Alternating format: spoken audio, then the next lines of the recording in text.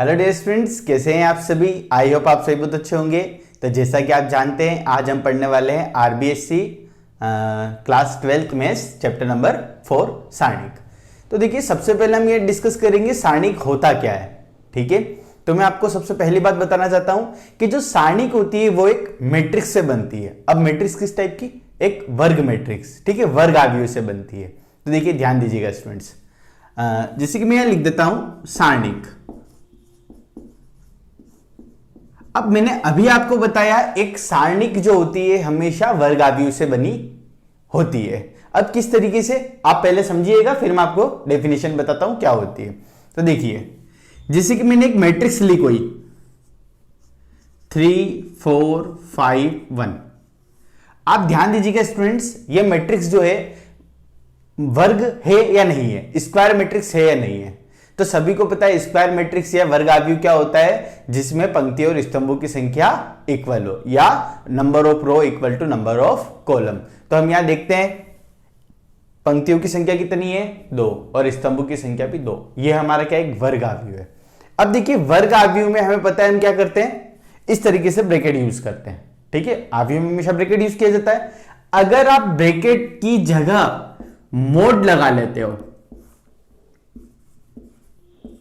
Bracket की जगह अगर हम मोड लगा लेते हैं, तो ये हमारा क्या कहलाता है, सारणिक, और ये क्या कहलाता है, मैट्रिक्स। तो दोनों में थोड़ा सा डिफरेंस तो आपको पता चला ना कि मैट्रिक्स और सारणिक में क्या डिफरेंट होता है। मैट्रिक्स में हम ब्रैकेट लगाते हैं और सारणिक में मोड लगाते हैं। और भी डिफरेंस बताऊंगा इस वीडियो के अंदर। हम सारी चीज देखेंगे कि सारणिक क्या होता है, सारणिक को किस तरीके से खोला जाता है, सारणिक और आव्यूह में क्या अंतर होता है। बस आपको वीडियो क्या करनी पड़ेगी, लास्ट तक देखनी पड़ेगी। अब देखिए, मैं और एग्जाम्पल लेता हूं 3 1 0 2 1 4 3 5 7। मुझे बताइए, जो मैंने अभी लिखा ये आव्यूह है या सारणिक है? तो गुड स्टूडेंट, सभी को देखकर पता चल रहा है ये हमारा क्या है, आव्यूह। कौन सा? वर्ग आव्यूह। कैसे पता चल रहा है? सबसे पहले देखिए, अब ब्रैकेट्स का यूज हो रहा है। जब ब्रैकेट्स का यूज हो तो 100% वो आव्यूह होता है। अब यहां और हम ध्यान देते हैं, कहां ध्यान देते हैं, 1 2 3, पंक्तियों की संख्या कितनी है, 3, और स्तंभों की संख्या कितनी है, 3। तो इसका मतलब वर्ग आव्यूह है। अगर वर्ग आव्यूह को आप मोड के साथ चेंजेस कर दोगे तो वो हमारा क्या बन जाएगा, सारणिक बन जाएगा। ठीक है, ये हमारा क्या हो जाएगा, सारणिक बन जाएगा। तो एक तरीके से स्टूडेंट्स आपको थोड़ा सा तो समझ में आएगा सारणिक को किस तरीके से डिनोट किया जाता है। ठीक है, अगर आप मोड लगा देते तो हमारा क्या बन जाता है, सारणिक बन जाता है। अब इसके बाद नेक्स्ट स्टेप हम सीखेंगे, या नेक्स्ट टाइप जो सीखेंगे हम ये सीखेंगे कि सारणिक को किस तरीके से ओपन किया जाता है। तो एक बार आप इसको नोट करें, उसके बाद में मैं बताता हूं और आपको बहुत सारी चीजें। तो देखिए स्टूडेंट्स, हम यहां देखते हैं कि कोई आव्यूह है। आप मुझे बताइए, ए मैंने जो आव्यूह दिया आपको, यहां पे लिख दिया मैंने 2। ठीक है, क्या लिख रखा है यहां पर, 2 लिख रखा है, दिख रहा है ना सभी स्टूडेंट्स। तो यहां मुझे इसकी कोटि बताइए, कोटि किसकी कितनी है इसकी, 1 × 1। तो ये वर्ग आव्यूह है या नहीं है, वर्ग आव्यूह है ना स्टूडेंट्स।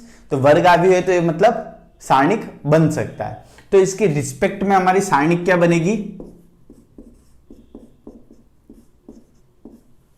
ठीक है। हमेशा ध्यान रखना, मैं एक इंपॉर्टेंट लाइन यह बोल रहा हूं कि सारणिक जो होता है वो एक यूनिक नंबर होता है, मतलब एक अद्वितीय संख्या होती है। मतलब सारणिक कोई ना कोई एक संख्या होती है। किस तरीके से होती है अभी मैं आपको बता देता हूं। देखो, mod 2, ध्यान रखना सिंगल है, मोड है तो इसकी वैल्यू कितनी आएगी, 2 आएगी। आप ध्यान देना, ये कितने क्रम का सारणिक हमने खोला, 1 × 1, अर्थात इसको सिर्फ 1 क्रम का सारणिक भी बोल सकते हैं। ध्यान रखना, एक क्रम का सारणिक भी बोला जा सकता है। ठीक है, क्योंकि ये वर्ग होता है। नेक्स्ट हम कर रहे हैं, मैंने कोई एग्जांपल ले लिया 2 1 5 2 या 5 3 ले लेते हैं स्टूडेंट्स। आप बताइए इसकी कोटि कितनी है, क्रम कितना है, 2 × 2। तो आप देखिए इसके रिस्पेक्ट में हमारी सारणिक क्या बनेगी, 2 1 5 3 बन गई स्टूडेंट सारणिक। अब देखिए ये सारणिक कितनी है, 2 × 2 की है, मतलब 2 ऑर्डर की या 2 क्रम की, ऐसा बोल सकते हैं हम। तो हम इसको क्या करें, इसको एक्सपांड करें, अर्थात इसको ओपन करें या इसको खोलें या इसका प्रसार करें। सारे वर्ड सिमिलर है, कोई फर्क नहीं होता है इनमें। या तो हम कह सकते हैं सारणिक को प्रसार करना, एक्सपांड करना, ओपन करना, ठीक है, खोलना, सब मतलब एक ही होता है। देखिए करते हैं, ध्यान दीजिएगा स्टूडेंट्स, बहुत इंपॉर्टेंट बता रहा हूं। 2 इंटू 2 की सारणिक को किस तरीके से हम खोल सकते हैं। तो देखिए ध्यान दीजिए, आपको क्या करना होगा, क्रॉस मल्टीप्लाई करना होगा, ठीक है, इसका मल्टीप्लाई इससे और इसका मल्टीप्लाई इससे। लेकिन ध्यान दीजिएगा, पहले इधर वाला मल्टीप्लाई होगा, क्रॉस तो करना है। अब क्रॉस में भी पहले कौन, तो पहले कौन सा वाला, आगे वाले जो ऊपर है उसका पीछे वाले नीचे से, ठीक है। बीच में आएगा माइनस साइन, फिर होगा आगे वाले, जो आगे है वहां नीचे वाले से ऊपर वाले का, ये वाला 5 इंटू 1। तो आप सभी को पता है कितना आएगा आंसर, 1। तो देखिए ये हमारा जो बी था एक मैट्रिक्स था, इसकी रिस्पेक्ट में या इसके कॉरेस्पॉन्डिंग हमने क्या किया, इसके संगत एक सारणिक निकाला और इसकी वैल्यू कितनी आई, 1 आई। तो अब स्टूडेंट्स ध्यान देंगे, क्या ध्यान देंगे, एक इंपॉर्टेंट डेफिनेशन क्या है हमारी, कि जो मैट्रिक्स होता है वो नंबर, संख्याओं का समूह होता है। देखो ये मैट्रिक्स के अंदर क्या आ रहा है, 2 1 5 3, ये नंबर्स आ रहे हैं। लेकिन आप देखिए सारणिक के अंदर नंबर आ रहे हैं, लेकिन सॉल्यूशन करने पर ये सारे किस में चेंज हो गए, 1 में। तो हम ये एक इंपॉर्टेंट डिफरेंस डिस्कस कर सकते हैं कि मैट्रिक्स जो होती है संख्याओं का समूह होती है और सारणिक जो होता है वो पर्टिकुलर एक संख्या होती है, ठीक है। इंपॉर्टेंट समझ में आया ना स्टूडेंट्स। तो यहां हम लिख लेते हैं, स्टार बना के आप लिख सकते हो,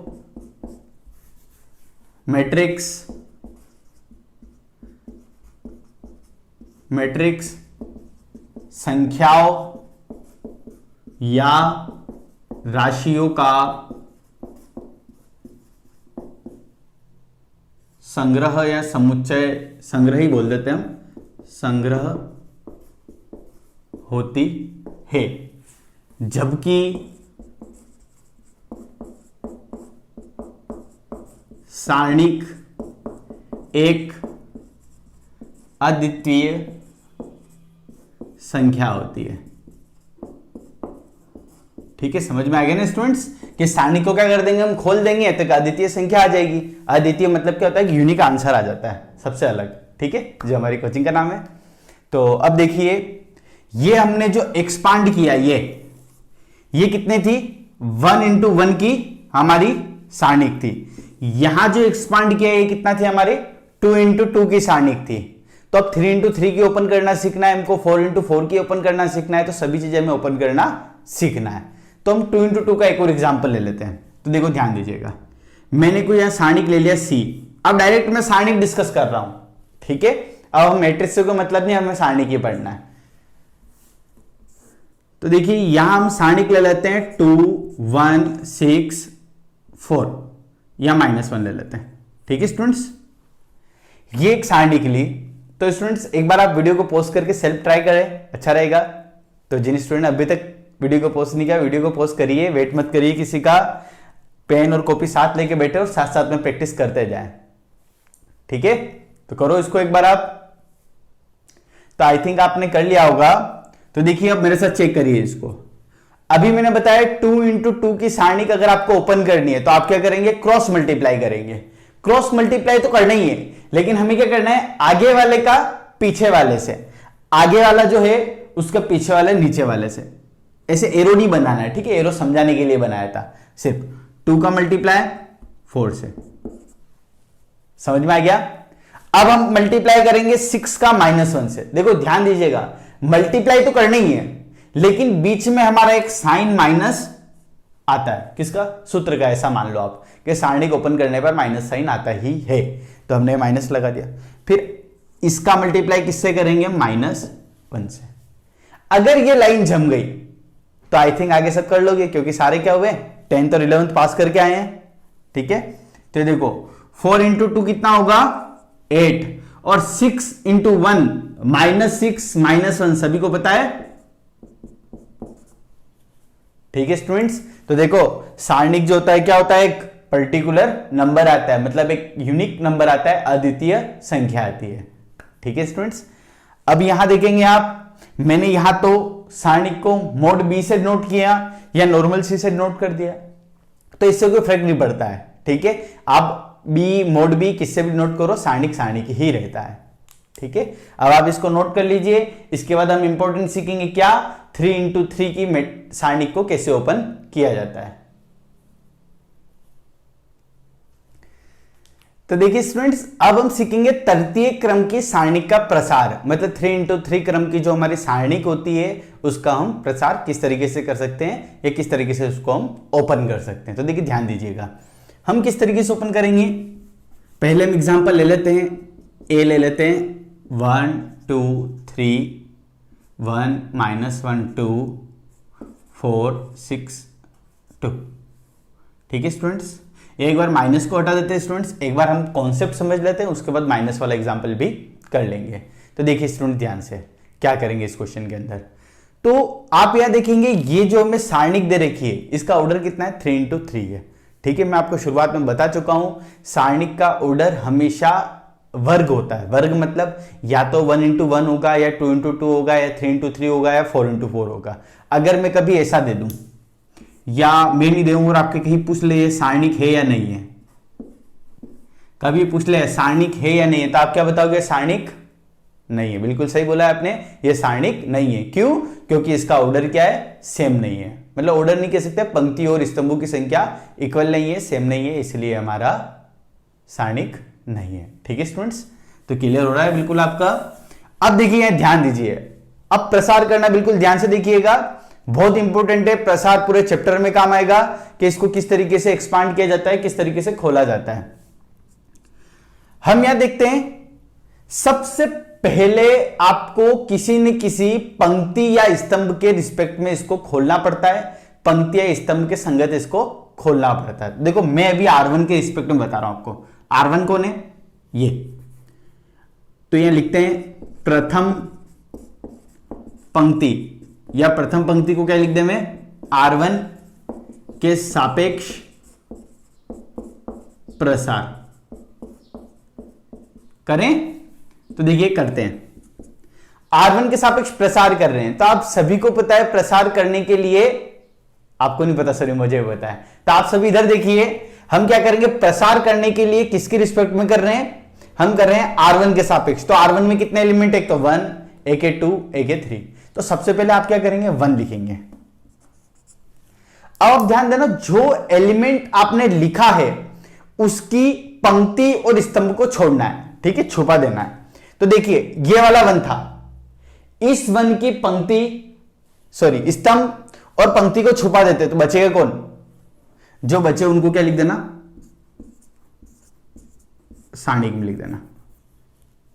ठीक है स्टूडेंट्स, आ रहा है ना समझ में। नेक्स्ट देखिए, बीच में लगाइएगा माइनस, ध्यान रखना अल्टरनेट प्लस माइनस चलता है। इसके लिए बाहर क्या आया, प्लस साइन, तो इस 2 के लिए क्या आएगा, माइनस साइन, फिर इस 3 के लिए क्या आएगा, +3। अल्टरनेट प्लस माइनस चलता है। फर्स्ट वाला हमारा क्या होता है, हमेशा प्लस होता है, सेकंड वाला क्या होता है, माइनस होता है, थर्ड वाला क्या होता है, प्लस होता है। ये हमें याद रखना है, इसका कॉन्सेप्ट भी हमें समझ में आ जाएगा नेक्स्ट क्लासेस में, इससे कोई दिक्कत नहीं है, लेकिन अभी हमें याद रखना है कि ये जो आएगा +1 आएगा, ये जो आएगा -2 आएगा, ये जो आएगा +3 आएगा।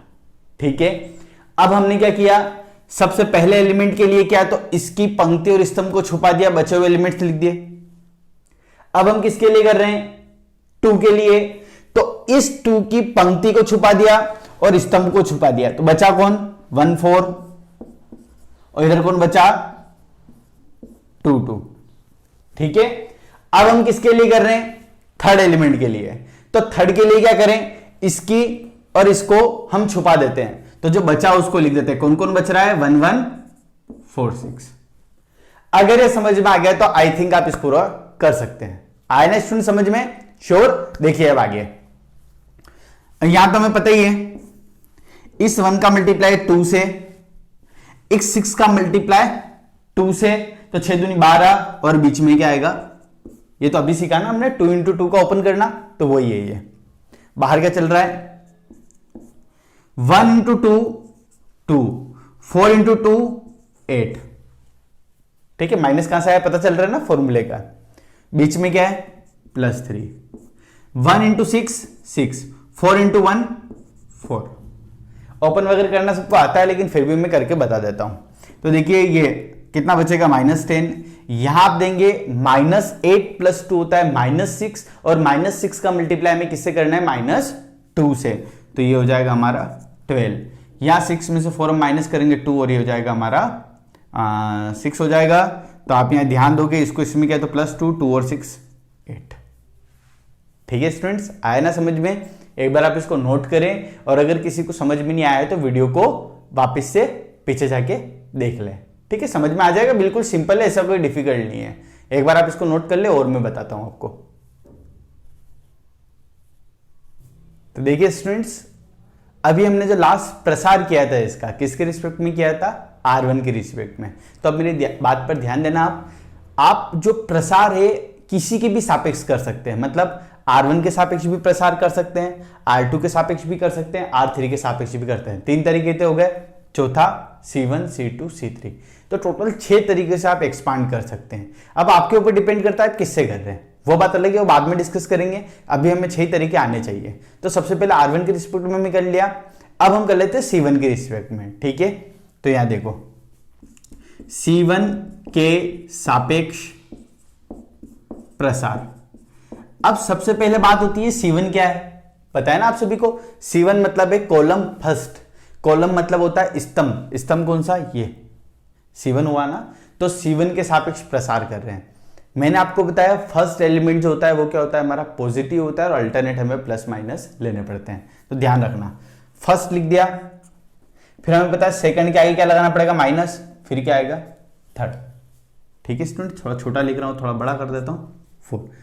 तो ये ध्यान रखना किसकी रिस्पेक्ट में हम कर रहे हैं, इसकी रिस्पेक्ट में हम प्रसार कर रहे हैं या इसके सापेक्ष हम प्रसार कर रहे हैं। तो सबसे पहले हमने लिखा है 1, फिर इस बीच वाले का साइन चेंज हो जाएगा -1, और थर्ड वाला ये, मतलब जिनके मैंने साइन नहीं लगाया वो क्या है प्लस। ठीक है, तो देखो ध्यान देना, ये प्लस माइनस प्लस, देखो करते हैं प्रसार। अभी मैंने आपको बताया, क्या बताया, कि जिस भी एलिमेंट के लिए आप कर रहे हो उसकी पंक्ति और स्तंभों को छोड़ दो। तो देखिए सबसे पहले 1, अगर इस 1 के पंक्ति और स्तंभ को छोड़ देते हैं तो बचाएगा क्या 1 2 6 2। फिर कौन से 1 के बारे में बात कर रहे हैं, फिर कर रहे हैं इस वाले 1 के बारे में। तो इसकी पंक्ति और स्तंभ को छोड़ देते हैं, बचेगा कौन 2 3 6 2। फिर लास्ट हमारे पास है 4, इसके ये और ये को छोड़ देते हैं, जो बचेगा वो हमारा बचेगा 2 3 1 2। ठीक है स्टूडेंट्स, कर लेंगे ना सभी। तो आप इसको कर लेना आगे सेल्फ, तो सेल्फ कर लीजिएगा, इससे हमारा टाइम खराब नहीं होगा।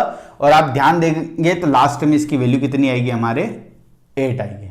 ठीक है स्टूडेंट्स, तो आप इसको नोट कर लीजिए एक बार, या वीडियो को पॉज करके इसको एक बार सेल्फ सॉल्व करो, 8 वैल्यू आती है या नहीं आती है। तो आई थिंक स्टूडेंट्स आपने कर लिया होगा अभी लास्ट वाला, जिसमें आपके 8 आ चुका होगा। अब मैंने कहा प्रसार किसी के भी रिस्पेक्ट में कर सकते हो। अभी तो हमने ओनली R1 और C1 के रिस्पेक्ट में करना सीखा है। अब हम R2 के रिस्पेक्ट में करना सीख लेते हैं, R1 के सापेक्ष सीख लेते हैं, सॉरी R2 के सापेक्ष। R2 के सापेक्ष प्रसार एग्जाम में तो एक ही करना है ना, एग्जाम में सारा मत कर लेना, वो तो सिर्फ हमें समझना है अभी कि प्रसार होता है क्या है, और सभी लाइन के लिए हो सकता है, इस बात को भी हमें समझना है। देखो इंपॉर्टेंट बात बता रहा हूं, जैसे कि यहां पर हमारे एलिमेंट है 1 2 3 4 5 6 7 8 9, ये टोटल 9 अवयव हो गए, 9 एलिमेंट्स हो गए। ठीक है, अब आप ध्यान देना किस किस के लिए माइनस आता है, ये वाला जो है हमारा माइनस आता है, ये वाला माइनस आता है, ये वाला माइनस आता है, और ये वाला माइनस आता है।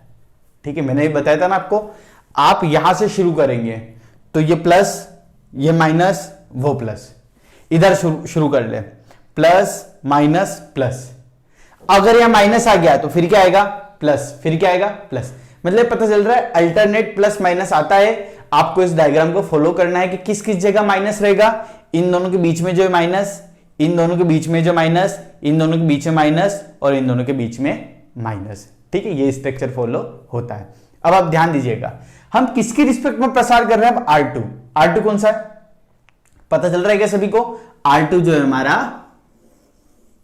ये वाला है, हम इसके संगत प्रसार कर रहे हैं। करें स्टूडेंट, देखो बिल्कुल ध्यान से देखना। सबसे पहले क्या लिखेंगे हम? 1। साइन बाद में डिस्कस कर रहे हैं, एक बार हम एलिमेंट्स लिखते हैं। एक बार 1, फिर से 1 और फिर से 2, तीनों लिख दिया। हमें देख के आइडिया आया कि इसका साइन क्या होगा? माइनस। बीच वाले का साइन क्या होगा? कुछ नहीं, मतलब प्लस ही, आप समझ रहे हो। और थर्ड वाले का साइन क्या होगा? माइनस। ठीक है, अल्टरनेट प्लस माइनस चलता है, इस डायग्राम का आपको ध्यान रखना है। फिर वही कॉन्सेप्ट हमारा, ठीक है, थोड़ा इधर लिख देते हैं। कौन सा कॉन्सेप्ट? इसके लिए तो इसकी पंक्ति और स्तंभ को छोड़ा तो बचेगा कौन? 2 3 6 2। ठीक है स्टूडेंट्स, फिर हमें बीच वाले 1 के लिए कर रहे हैं तो क्या आएगा?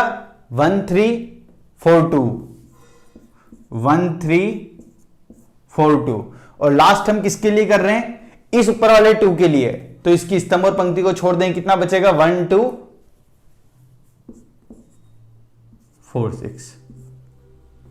आगे आप कर लेंगे एक्सपांड, आंसर कितना आएगा? 8। तो करें वीडियो को पॉज और देखें 8 आ रहा है या नहीं आ रहा है। ठीक है, मेरी तरफ से तो आ जाएगा। करिए प्रैक्टिस एक बार इसकी।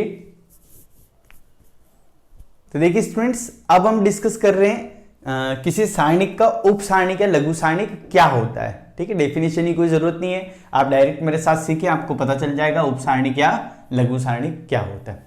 एज एग्जाम्पल हम कोई एक सारणिक ले लेते हैं 2 1 4 6। ठीक है, अब यहां जो उप सारणिक होता है, जितने भी एलिमेंट्स होते हैं सबके लिए होता है। देखो ध्यान दीजिए, पहला एलिमेंट 2, हम मैट्रिक्स वाले चैप्टर में देख चुके हैं कि इसको हम किससे डिनोट करते हैं? स्मॉल a 1 1, इसको a 1 2, इसको 2 1, इसको 2 2। तो आप ध्यान दीजिएगा, a 1 1 इक्वल टू 2, मतलब ये वाला है का उप सारणिक।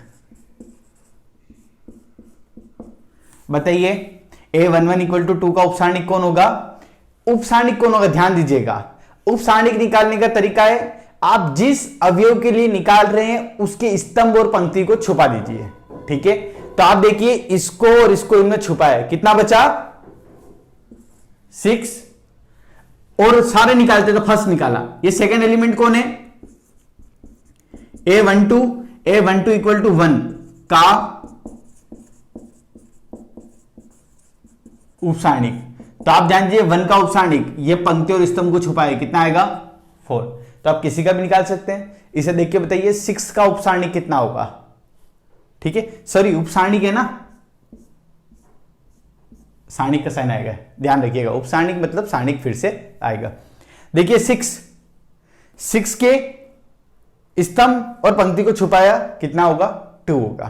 तो ये तो हमारे बात थी 2 इंटू 2 वाले की। अब हम बात करते हैं 3 इंटू 3 की। तो इधर कर लेते स्टूडेंट्स, हमने b लिया 1 -1 2 4 6 -1 3 -7 और 5। ठीक है, अब हम करते हैं किसी भी एक एलिमेंट ले लेते हैं। मुझे बताइए ये 7 वाला ले लेते हैं।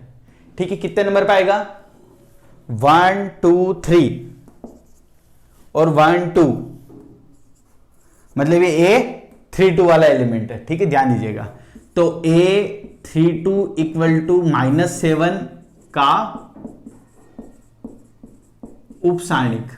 तो अभी मैंने बताया उपसारणिक मतलब क्या होता है, जिस भी एलिमेंट के लिए निकाल रहे हो उसकी पंक्ति और स्तंभ को छुपा दो। तो देखिए स्तंभ और पंक्ति को छुपा देते हैं, बचा कौन? एक बचा 1, एक बचा 4, एक बचा 2, एक बचा -1। ठीक है, एक्सपांड तो आप कर ही सकते हैं, एक्सपांड मतलब प्रसार तो आप कर ही सकते हैं। सबको पता है क्रॉस मल्टीप्लाई वगैरह वो होता है, जो भी बताया था इससे पहले। तो आप किसी भी एलिमेंट के लिए निकाल सकते हो। ठीक है स्टूडेंट्स, ध्यान दीजिएगा, यहां जो एलिमेंट होता है उसका नंबर कितना होता है? A11, यहां वाला A12, यहां A13, फिर चलेगा A21, A22, A23, A क्या रहेगा ये हमारा A31, A32, A33। मैं ऐसे ये नॉर्मल एक आपकी बेसिक जानकारी के लिए बता रहा था, आप नोट कर सकते हैं इसको।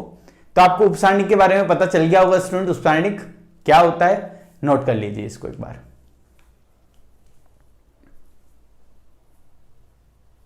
देखिए स्टूडेंट्स, अब हम डिस्कस कर रहे हैं सारणिक के सहखंड।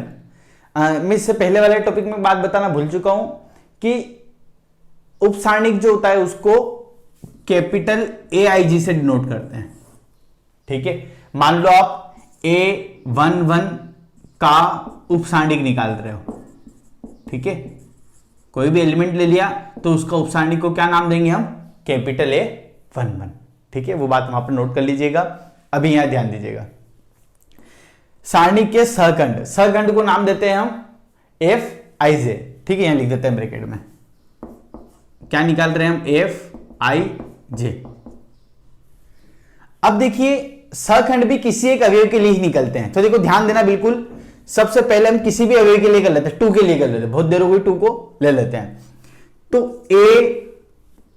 A22 इक्वल टू 2 का सहखंड, सिर्फ एक एलिमेंट के लिए बता रहा हूं, बिल्कुल ध्यान से देखना स्टूडेंट्स, किसी भी एक एलिमेंट के लिए। तो यहां जो एलिमेंट लिया A22 इक्वल टू 2 का सहखंड, तो कैसे निकलेगा, देखो ध्यान दीजिएगा। आपको यहां लिखना है -1 की पावर, क्या लिखना है, यहां जो नंबर है 2 + 2। बाकी हमें क्या काम करना है, बाकी हमें वही, इस 2 के लिए कर रहे थे, इसके पंक्ति और स्तंभ को छुपा दो, बचेगा कौन, 4 7 1 9। आपको पता है -1 की पावर 4, तो माइनस हट जाएगा और क्या आएगा, आगे आप कर लेंगे। ठीक है स्टूडेंट्स, और देखिए ध्यान दीजिएगा, सॉरी मैंने स्टूडेंट ये गलत लिख दिया है, ये 2 2 नहीं होगा, कितना होगा, 1 2 होगा, 1 2 होगा, तो यहां कितना आएगा और यहां कितना आएगा, माइनस आएगा। किसी एक और एलिमेंट के लिए ले लेते हैं, इस 1 के लिए ले लेते हैं या इस 9 के लिए ले लेते हैं। कितने नंबर पे आ रहा है ये, 3,3, कितना आ रहा है, 9 का सहखंड। तो देखिए ध्यान दीजिएगा, -1 की पावर हमें क्या करना है, 3 + 3, और बाकी आपको पता है ये 9 की रो और कॉलम को छुपा दो, बचा कितना, 1 2 4 6। पता है यहां पर 3 और 3 6 होता है, सम पावर है, माइनस हट जाएगा और बचे हुई कैलकुलेशन आप कर लोगे। देखो ऐसे इंपॉर्टेंट रिजल्ट निकल रहा है, क्या निकल रहा है, साइन किस किस का चेंज होगा, साइन एक तो इसका चेंज होगा, इसका चेंज होगा, इसका चेंज होगा और इसका चेंज होगा। यह भी मैंने पहले आपको बताया कि इनका चेंज डायरेक्ट याद रखने का तरीका है, और कैसे हो रहा है ये तरीका यहां पर हमें मिल गया। कैसे हो रहा है पता चल गया ना आपको। ये आज का हमारा लास्ट टॉपिक था। इसके साथ ही हम सारणिक का जो इंट्रोडक्शन है, क्या क्या पढ़ा है हमने, सारणिक क्या होता है, ठीक है, मैट्रिक्स से सारणिक बनता है, ये हम समझ गए। दूसरी बात, हमने मैट्रिक्स और सारणिक में डिफरेंस अर्थात अंतर क्या होता है ये हम समझ गए थे। 1x1 की जो सारणिक होती है उसको किस तरीके से ओपन किया जाता है, 2x2 की सारणिक को किस तरीके से ओपन किया जाता है, 3x3 की सारणिक को किस तरीके से ओपन किया जाता है, और किसी सारणिक के किसी एलिमेंट का उपसारणिक तथा सहखंड हम किस तरीके से फाइंड कर सकते हैं। उपसारणिक को किससे डिनोट किया जाता है, AIJ से, कैपिटल AIJ से, है ना। और जो अभी निकाला हमने सहखंड, इसको किससे डिनोट किया जाता है, FIJ से। तो देखिए इस तरीके से बिल्कुल आपका रिवीजन हो चुका है ये। तो आज के लिए हम इतना ही पढ़ेंगे। अगर वीडियो अच्छी लगी हो तो वीडियो को लाइक करें, ज्यादा से ज्यादा अपने फ्रेंड्स को आप शेयर करें। ठीक है स्टूडेंट्स, बाय स्टूडेंट्स।